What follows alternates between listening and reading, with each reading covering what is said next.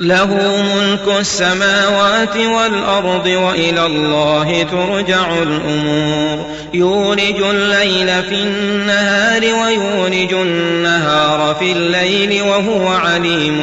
بذات الصدور آمنوا بالله ورسوله وأنفقوا مما جعلكم مستخلفين فيه فالذين آمنوا منكم وأنفقوا لهم أجر كبير وما لكم لا تؤمنون بالله والرسول يدعوكم لتؤمنوا بربكم وقد أخذ ميثاقكم إن كنتم